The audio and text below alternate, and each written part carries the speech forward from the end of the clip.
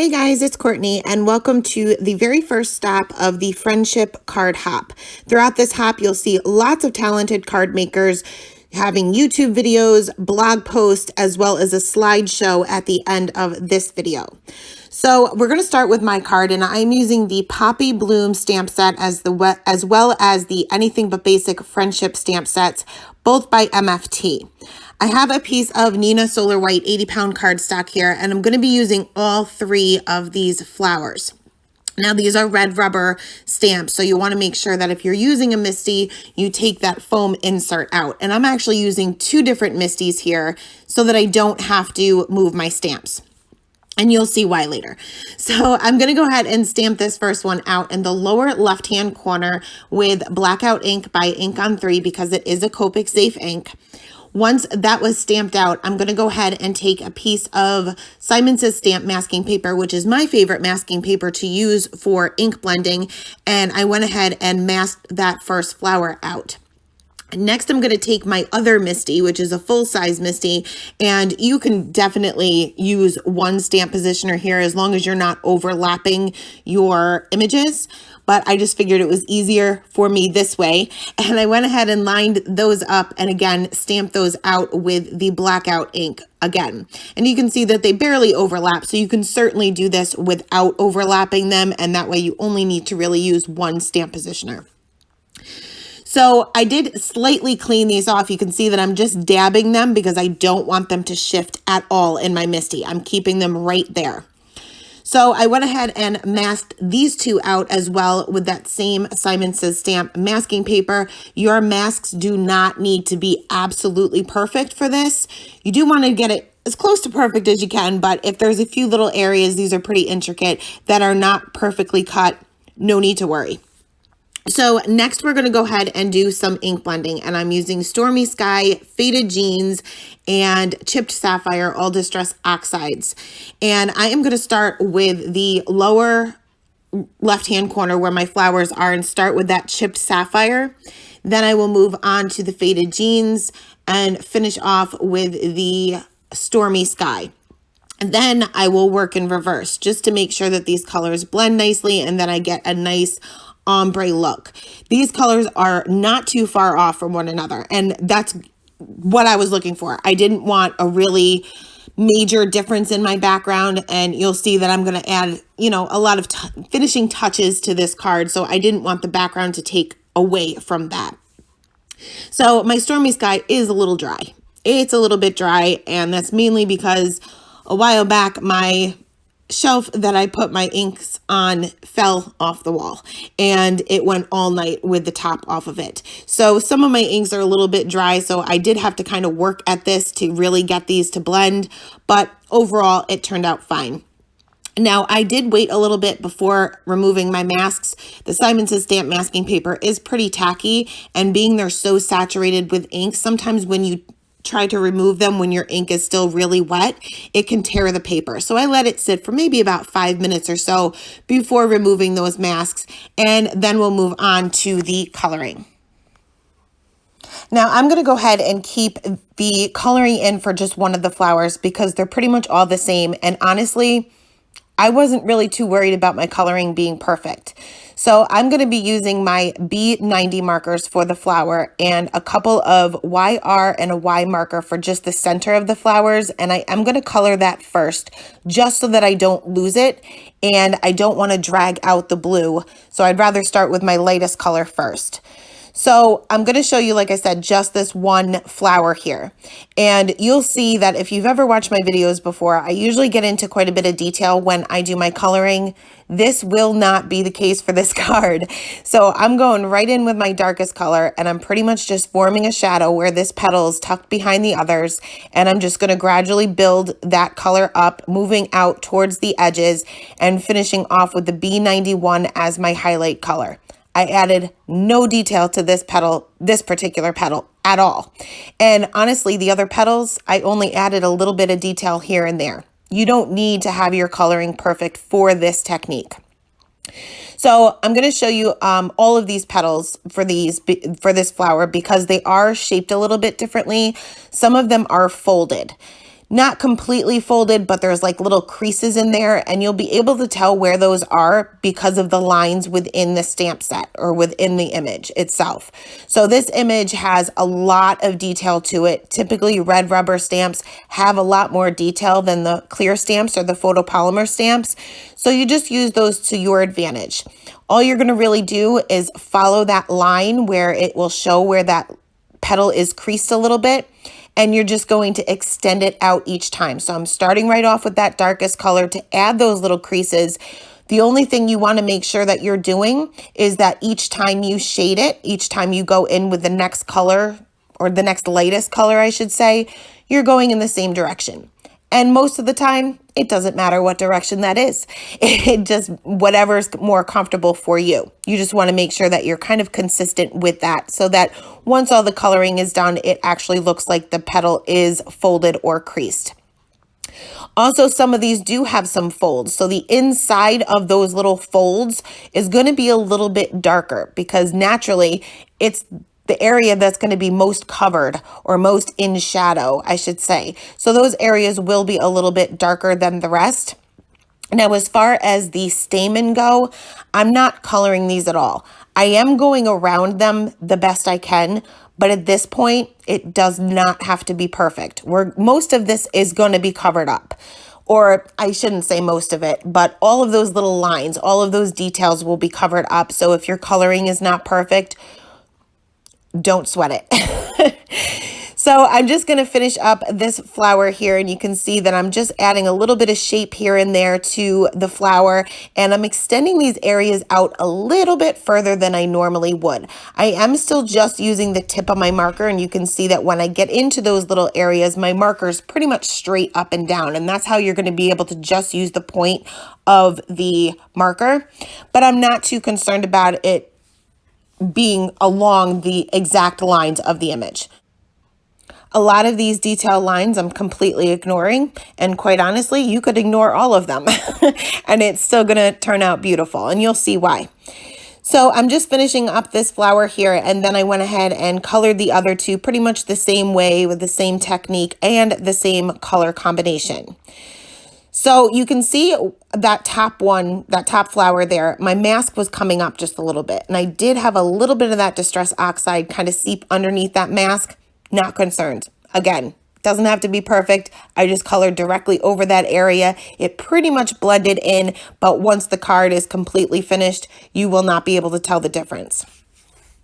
So once all of my coloring was complete, now we are going to restamp all of these images, which is why I kept everything in the two Misties or the two stamp positioners that I used. This is where the disaster begins. So for the first flower, which is the first flower we stamped and the first flower that we colored, I had no issue. I went ahead and lined that back up in my Misty. I treated this with my anti-static tool, stamped this with Versamark ink, and I was good to go. Then I moved on to my other Misty where I had the other two stamps positioned, and I inked those up with my Versamark, and one shifted just a teeny tiny bit, and I wasn't sure if it was going to make a difference, but once I started closing that Misty door, I could really tell that it was not lined up at all. So I went ahead and removed that and just stamped that top flower. Sprinkled on some gold embossing powder by Ranger and went ahead and heat set that, making sure that my heat gun is heated up for about 30 to 45 seconds, and this will minimize the amount of warping that you get on your card panel. So next I had to get a little creative, because for any of you who have been stamping and card making for a while, you will remember the Stamp-A-Majig, which I had and somehow, some way I got rid of, and I searched everywhere, and I don't remember seeing it recently, but I figured I would check anyway. I don't have it. So I had to make my own, and this is where I got really creative. First, I thought it would be nice and simple. I'll just use my T-square ruler. But my T-square ruler, which is about $1.99, is not very sturdy, and it's raised up too much. Both of the whole T, I guess you could say, is raised up too much, and my vellum was just slipping underneath it, and I knew I wasn't going to be able to line this up at all perfectly. So I searched around my craft room, I searched around my house to find two things that have the same height that are completely straight along the lines. And I decided I still have my Misties sitting there. So I'm going to use my Misties to line this up.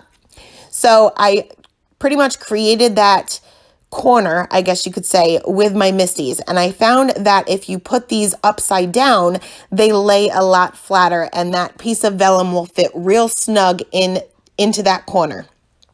So I have my stamp on an acrylic block, and you want to make sure you're using a square or a rectangle acrylic block so that it fits right in that corner.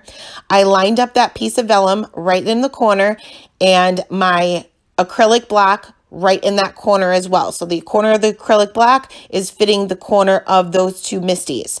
Stamp that directly down onto my vellum with just black ink, just so that I can see it.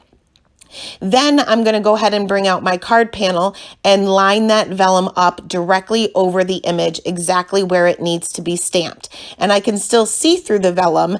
You can use acetate, but keep in mind that acetate is very, very slippery and it's hard to stamp on it. And sometimes you get some smudges and it may be hard to work with. So I figured vellum would work best. But then I tried to line it back up, or I tried to take my Misties and create that corner again without moving that vellum. And the vellum was just way too thin. So I ended up taking another piece of vellum and using just some glue that I had on my desk to adhere these two pieces of vellum together just to make it a little bit thicker. I don't care if the glue is showing as long as I can see my image. It was a little bit more difficult to line up just because I had 2 layers of vellum, so it wasn't as transparent as it was before, but I still didn't have an issue. So I got my Misties lined back up in that corner. I'll go ahead and remove the vellum now that I have everything lined up, inked up my stamp, and as soon as I touched that Versamark to that stamp, it lifted right off my acrylic block again. So I had to redo the whole thing. Glued 2 pieces of vellum together first this time, lined everything up, and was able to somewhat stamp this successfully with Versamark ink, sprinkled on that gold embossing powder again, and went ahead and heat set that. Is it perfect? No. Is it close enough for me at this point? Absolutely. Once I finally had all 3 of these flowers heat embossed, I am going to go ahead and move on to the sentiment. I took the large friend word from the Not So Basic Friendship stamp set and went ahead and lined that up in my Misty. I brought back out my mini Misty for this one because I'm not taking any chances, and treated my cardstock again with my anti-static tool, stamped this out with my Versamark ink, sprinkled on even more of that gold embossing powder, and went ahead and heat set this again. Now, it was still looking a little bit too plain for me. I had a whole lot of gold, but I needed something else. So I ended up creating 2 lines on the top and the bottom of the card panel. And I'm just using my T-square ruler here to make sure that they're nice and straight and nice and spaced out correctly, or at least to the eye anyway. And I'm using an Emboss It pen. Now there's 2 Emboss It pens and they typically are sold together. There's clear and there's black. I have both. In this case, I'm using the black. Number one, it's a better point. My other one is well loved and well used. And this way I can see a little bit better exactly where I'm drawing my lines. But all this is doing is leaving a pigment ink behind, and it stays wet for a while. So I have time to sprinkle on yet again, even more of that gold embossing powder and heat set that. I went ahead and finished off the sentiment. There's lots of smaller sentiments that go along with this large word, all different friendship sentiments. It's a great stamp set. You can see that it's very well loved from me. And I went ahead and popped that onto an acrylic block. Once again, treated my cardstock with my anti-static tool, stamped this with Versamark and my Versamark pad at this point because I was so afraid to clean my stamps in between because I was afraid that they were going to shift off the Misty or the acrylic block. My Versamark is just so dirty now, but it will still work. Went ahead, stamped that, and heat set that again with that gold embossing powder. Next, I used my Tombow Mono Multi Glue to adhere my card panel down to an A2 size note card, And then I will finish off the card with a gold gel pen, and I am just filling in the little stamen on this one flower, which I was going to use embossing powder for but forgot. So I'll just fill that in with a gold gel pen, and I added a little bit of shimmer to all of the flowers with a Nuvo Aqua shimmer pen, and then finished off with a few of these Jewel Drops by Nuvo, and I think this is called Sea Breeze. It's has a blue tint to it, but it dries pretty much clear. And I just added those around my flowers. And that is it for my card. So next we're going to take a look at a few cards that were created by some amazing card makers who do not have a blog or YouTube channel, but hopefully we'll start one soon.